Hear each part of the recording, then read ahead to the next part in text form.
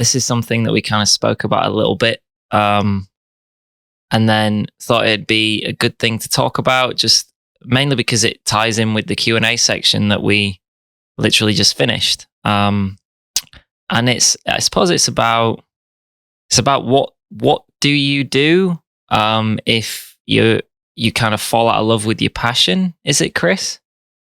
Yeah, I think so. It's happened to me a few times in my life. And I always go back and pick them up again later. Oil painting was something that I would do almost daily in my 20s.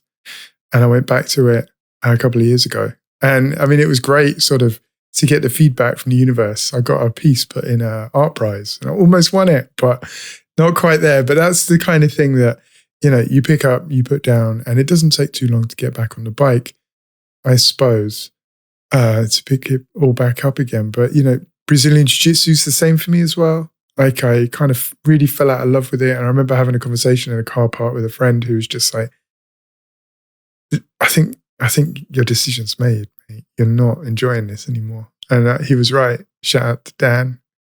He was right. But now like the hunger's coming back a little bit, the need to, go and do that stuff. I feel myself getting weak. So how that's interesting. I didn't know that you fell out of love with jiu-jitsu and then came back into it. How long for? Oh, well, it's been about 1.5 years now. Really? Yeah, but the out of love bit was probably sort of a year of that as well. I just kept turning up and it's called the Blue Belt Plateau. And anyone who sort of gets to a level of a blue belt in jiu-jitsu can do reasonably well against everybody. But those people that push through the plateau and keep going, and that's what everyone keeps telling me to do, get through to the other side and get their purple belt, I guess. But I couldn't do it. It was sapping me on many different levels. So I'm assuming what you're saying is that there's like a quite a exponential skill curve increase on that belt, is there? There's a huge skill increase. Huge, even bigger. Huge on the white belt before you get the blue. And once you get the blue, you feel like a god king. and then you carry on going and you feel like for me anyway, there was a certain sort of fuse that was lit and I was just, running off that fuse. And then I sort of began to lose passion. I began to stop turning up for training so much. And whenever I was training, I wasn't sensing myself getting any better.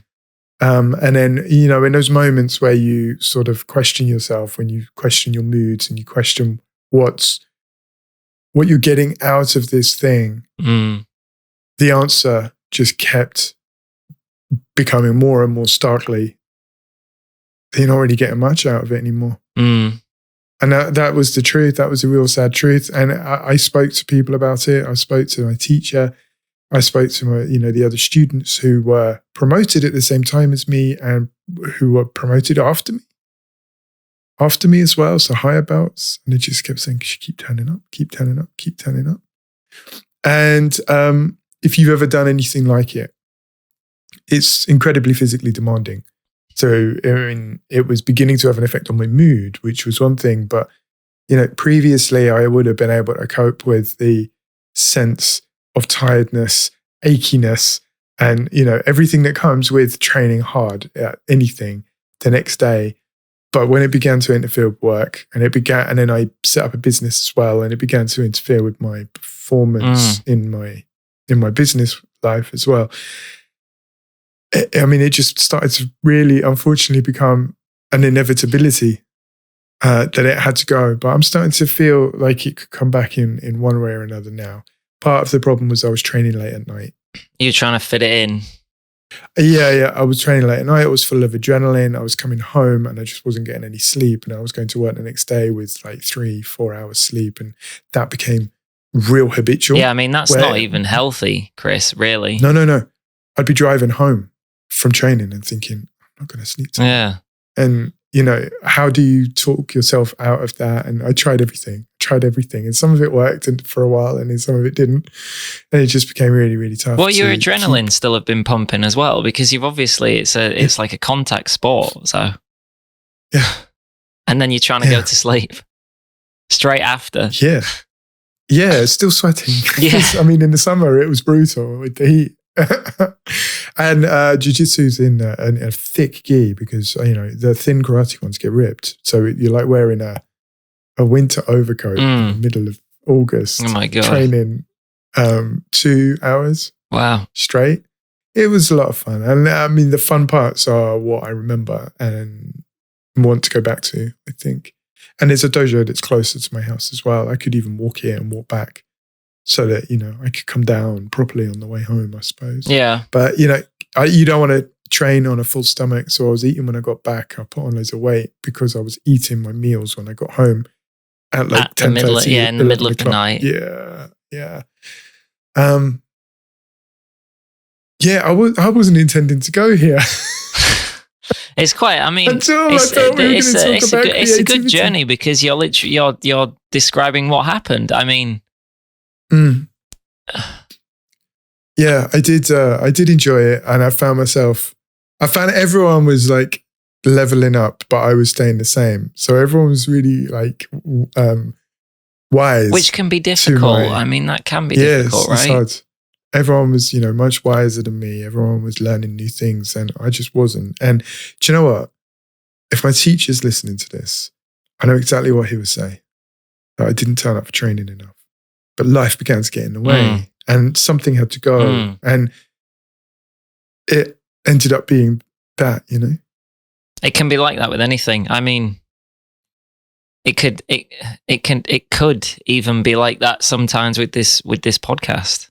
And there's going to be situations where you have to like, obviously, I think we're going to keep obviously pushing through with it, because we enjoy it and it's good, and it doesn't take much out of our time. But obviously you're going to go through situations with anything, if you do it enough, where there's going to be periods where